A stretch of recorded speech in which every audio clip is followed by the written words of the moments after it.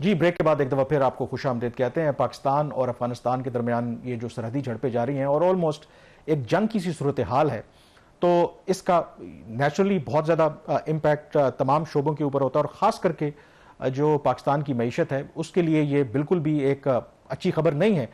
تو اس سے آپ اندازہ کریں، اور یہ جو پاکستان کے فیصلہ ساز ہیں اچھی طرح سے جانتے ہیں کہ جب آپ کو اس طرح کی کڑوی گولی لینی ہوتی ہے تو کوئی نہ کوئی تو اس کی وجہ ہے. اب یہ کیوں امپورٹنٹ ہے اوورآل؟ اگر آپ دیکھیں ہر چیز کو آئسولیشن میں نہیں دے سکتے، کیونکہ ہم آج بھی آئی ایم ایف کے پروگرام میں ہیں، اور ان دنوں آئی ایم ایف کا جو وفد ہے پاکستان کے دورے پر ہے، جو تھرڈ ریویو کر رہا ہے، اور کراچی سے اس نے دورے کا آغاز کیا، اور شہباز کراچی میں ان کی اہم وہاں پہ ملاقاتیں ہوئی ہیں، اور ابھی تک کی کیا آؤٹ کم ہے، اور جن سے ملاقاتیں ہوئی ہیں وہ کون تھے، اور کیا جو میجر ایشوز ہے وہاں پر ٹیک اپ. ایک تو کامن جب جنگ ہوتی ہے تو ڈیفینیٹلی اس کی ایڈیشنل ایک ڈیفنس پینڈنگ ہوتی ہے. جب بھارت کے ساتھ بھی پاکستان کی جنگ ہوئی تو اس وقت اس مالی سال کے اندر تو اس کا کوئی فوری طور پر امپیکٹ نہیں آیا تھا، اور وزارت دفاع نے جو اس کا ریگولر بجٹ تھا اسی میں سے جو اضافی اخراجات ہوئے تھے بھارت کے ساتھ جنگ پہ اس کو پورا کیا تھا. لیکن یہ جو مالی سال جب شروع ہوا تھا تو اس کے لیے ایک اضافی ان کو تقریباً جو میری انفارمیشن ہے کہ 100 بلین روپیز کے قریب ایلوکیشن کرنی پڑی تھی، کیونکہ آپ کی جو ریکوائرمنٹس ہوتی ہیں فیوچر کی، پھر جو اسٹاکس یوز ہوتا ہے اس کو ریپلیس کرنا ہوتا ہے، ریپلنش کرنا ہوتا ہے. تو یہ ایک ایشو تو نہیں، ایک پر پوائنٹ آف ڈسکشن ہو سکتا ہے کہ اوور آل جب پاکستان کے بجٹ کی بات ہوگی، فسکل ٹارگٹس کی بات ہوگی، تو جنگ کے جو اخراجات ہیں that could be a point. But as such اس کا کوئی امپیکٹ مجھے ابھی تک جو Pakistan I M F talks کے اوپر ہوتا ہوا نظر نہیں آ رہا. آئی ایم ایف کی ٹیم پاکستان کے اندر ہے، 2 دن پہلے وہ کراچی آئی تھی، اور فرام منڈے وہ اسلام آباد میں ہوں گے، اور ابھی تک ایز سچ کوئی آئی ایم ایف کی طرف سے اناؤنسمنٹ نہیں آئی کہ کوئی ان کا اس کے اوپر رد عمل ہے. تو بزنس ایز یوزل لگ رہا ہے. اب آ جاتے ہیں وہاں پہ جو کراچی میں ملاقاتیں ہو رہی ہیں، اور اس مشن کی پاکستان کے لیے کیا اہمیت ہے، کیا پاکستان $1.25 ارب کی 2 قرضوں کی جو قسطیں ہیں وہ لے سکے گا.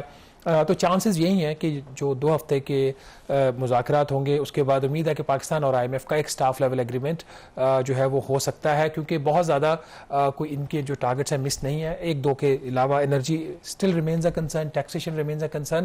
Other than the government discussion جو کراچی میں ملاقات ہوئی وہ سب سے جو اہم تھی، جو اوورسیز انویسٹر چیمبرز کے ہیں، اس کے overseas investor chambers and commerce and industry کا جو پرائمریلی جو ملٹی نیشنل کمپنیز ہیں جو پاکستان میں کام کر رہی ہیں، ان کے اباؤٹ 200 ریپرزینٹیٹیوز ہیں، جس میں 1.5 ڈزن ریپس جو تھے وہ آئی ایم ایف کی جو مشن تھا اس سے ان کی ملاقات ہوئی. اور 2-3 چیزیں بڑی اہم اس ڈسکشن سے سامنے آئی. ایک تو یہ کہ جو بزنس مین تھے انہوں نے کہا کہ پاکستان کی جو اکانومی ہے وہ ڈے ٹو ڈے بیسس پہ نہیں چل سکتی. ہمیں اکانومی اور اکنامک پالیسیز کے اندر ہمیں سسٹینیبلٹی چاہیے، پریڈکٹیبلٹی چاہیے. اور سسٹینیبلٹی اور پریڈکٹیبلٹی کامران تب ہی ہوتی ہے جب آپ کی جو پالیسیز ہیں وہ واضح ہوتی ہیں. اور یہ اس ایک چیز کو ریفلیکٹ کرتا ہے کہ پاکستان میں جیسے ہم پہلے بھی کئی دفعہ کہہ چکے ہیں کہ بے تحاشا اکنامک پلانز لانچ کیے گئے. خود آئی ایم ایف کا پروگرام ایک پلان ہے، پھر اسٹیفن ڈرکن کا پلان ہے، پھر اڑان پاکستان پلان ہے جس کو چیمپئن کرتے ہیں پلاننگ منسٹر احسن اقبال، پھر اس کے علاوہ ورلڈ بینک کا بھی ایک کوئی پلان ہے. تو there are numbers of plans in Pakistan, لیکن جو ایسا پلان جو پاکستان کی بزنس کمیونٹی کو، پاکستان کی اکانومی کو ایک ڈائریکشن دے سکے، وہ پلان آج بھی مسنگ ہے. اور امپورٹنٹلی وہاں پہ کچھ جو لوگ تھے انہوں نے اس بات کا بھی ذکر کیا کہ اکنامک پلان کے ساتھ ایک اچھی اکنامک ٹیم کا بھی ہونا ضروری ہے. تو اسی کانٹیکس کے اندر ڈسکشن ہوئی، اور بزنس کمیونٹی نے یہ کہا کہ اونلی وے کہ پاکستان کی اکانومی سروائیو کر سکتی ہے لانگ ٹرم میں، ہمیں ایکسپورٹس کو، برآمدات کو بڑھانا ہے، جس کے لیے انہوں نے کچھ جو ٹیکس انسینٹیوز کی جو بات تھی اس کی بات کی کہ آئی ایم ایف کو چاہیے کہ ٹائم باؤنڈ جو ہے وہ ٹیکس انسینٹیوز دیں تاکہ ایکسپورٹ بڑھ سکیں. جو ایگزسٹنگ پالیسیز ہیں اس سے تو پاکستان کی ایکسپورٹ جو ہے وہ نہیں بڑھیں گی. تو یہ میرے خیال میں ایک اچھی اپرچونٹی بھی تھی جو بزنس مین ہے، کیونکہ بزنس مین اکثر جو شکایات وہ حکومت سے کرتی ہے، اور حکومت کی مجبوری ہے جب آئی ایم ایف کی شرائط پر وہ عمل درآمد کر رہی ہوتی ہے، جب وہ ٹیکسز لگاتے ہیں، سب کچھ کرتے ہیں، تو وہ کہتے ہیں دیکھیں بھئی ہمیں تو آئی ایم ایف کہہ رہا ہے.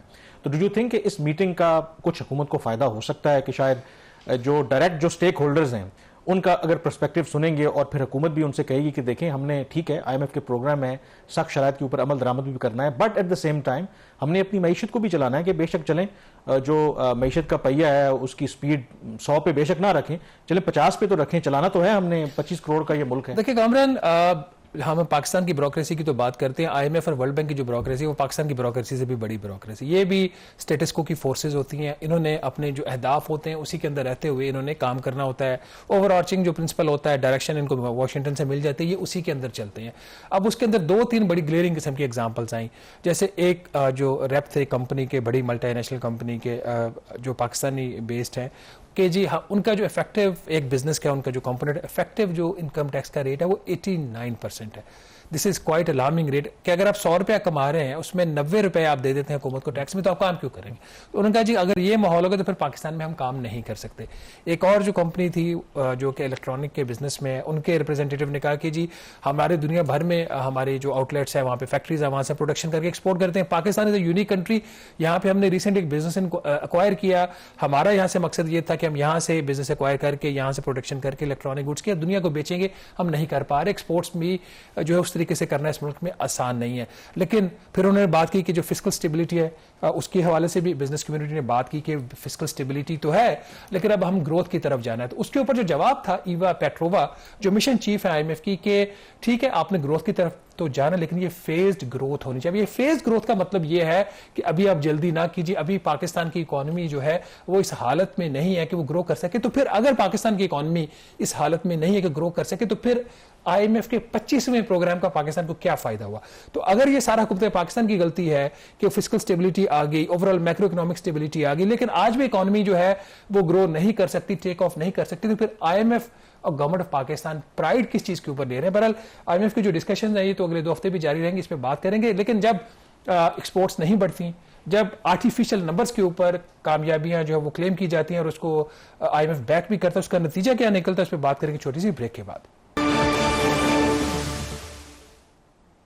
जी, ब्रेक के बाद एक दफ़ा फिर आपको खुशामदीद कहते हैं। हम पहले भी ये जिक्र कर चुके हैं कि पाकिस्तान ने UAE का $2 बिलियन का एक कर्जा जो लिया था उसकी मियाद मुकम्मल हो गई थी जनवरी में, और ये हर साल ये उसको रोल ओवर करते आ रहे हैं। लेकिन इस मरतबा जो हमने डिस्कस किया था कि जब बातचीत हुई तो सिर्फ 1 महीने के लिए उसको एक्सटेंड किया गया, बाद में यही कहा गया कि बातचीत होगी और नई टर्म्स के ऊपर उसको एक्सटेंड कर दिया जाएगा। लेकिन अब देखें कि फरवरी जो है वो ख़त्म होने वाला है तो अभी भी क्लैरिटी नहीं है। हालांकि जो पाकिस्तान के वज़ीर ख़जाना है ही इज़ वेरी कॉन्फिडेंट कि कोई इतना बड़ा इशू नहीं है। अगर इशू नहीं था तो ये फिर अभी तक तो मामला तय हो जाना चाहिए था, क्योंकि हम बाकी जो हमारे दोस्त मुल्क हैं, चीन है, सऊदी अरब है, उनके साथ भी हम इसी तरीके से रोल ओवर करवाते हैं और यूजुअली वो टाइमली रोल ओवर हो जाते हैं, इतना स्ट्रेच नहीं होता। बट इस केस के अंदर हम देख रहे हैं कि शायद मामलात काफ़ी स्ट्रेच हो रहे हैं। कामरान, सबसे पहले हमने ही ये खबर की थी और अपने प्रोग्राम में भी डिस्कस किया था कि इस दफ़ा हुकूमत पाकिस्तान ने दरख्वास्त तो की थी कि 2 साल के लिए रोल ओवर कर दें और जो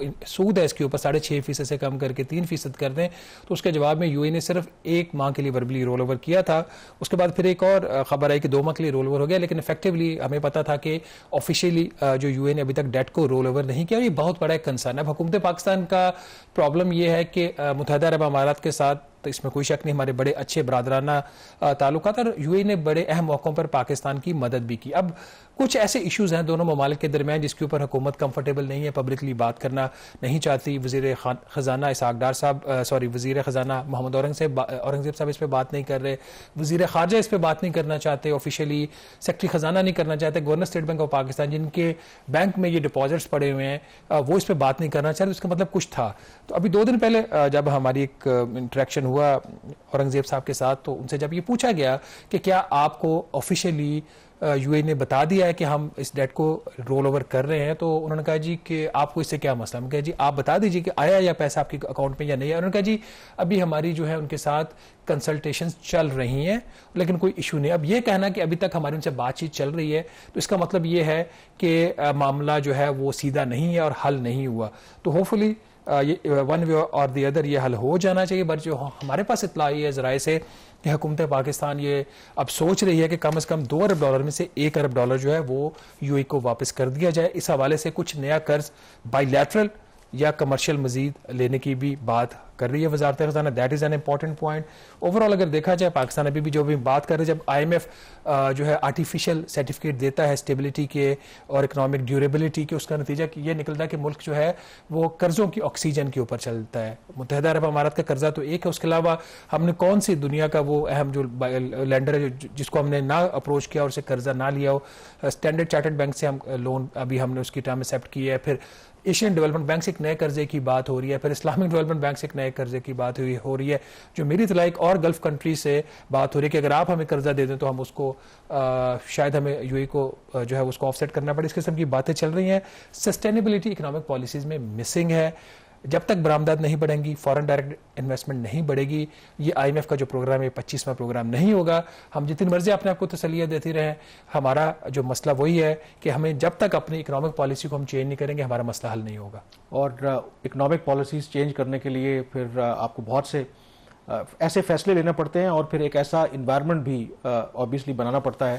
پہلے ہی جو ہم اس ایک ڈیفیکلٹ نیبرہڈ میں رہ رہے ہیں اور جو موجودہ اس وقت اگین جو آغاز ہم نے کیا تھا پاکستان اور افغانستان کے درمیان جو ٹینشن چل رہی ہے اور جو اوور آل صورتحال ہے، ایون جب ہم بات کر رہے ہیں تو کچھ شاید یہ لگا تھا کہ ایک پاز آپ کو نظر آ رہا تھا، لیکن ابھی جو لیٹسٹ اپڈیٹس بھی آئی ہیں کہ ایک دفعہ پھر جو جھڑپیں ہیں ان کا آغاز ہوا ہے اور پاکستان بھرپور طریقے سے ان کا جواب دے رہا ہے. سیکیورٹی ذرائع جو کہہ رہے ہیں کہ ابھی تک فی الحال جو پاکستان نے یہ جو آپریشن لانچ کیا ہے وہ جاری رہے گا، اور جب تک پاکستان اپنے اہداف حاصل نہیں کر لیتا یہ جو آپریشن ہے جاری رہے گا. اس کا مطلب یہ ہے کہ جو یہ کشیدگی ہے شاید جو اکتوبر والا فیز ہے اس سے یہ کہیں زیادہ میرے خیال میں ڈینجرس ہے، ڈسپائٹ جتنے جو فرینڈلی کنٹریز ہیں، کامن فرینڈز ہیں دونوں ملکوں کے، جو ابھی تک کوشش کر رہے ہیں اور کوشش ہو بھی رہی ہے، لیکن لگتا ہے کہ ابھی تک وہ جو کوششیں ہیں کسی نتیجے تک نہیں پہنچ پا رہی.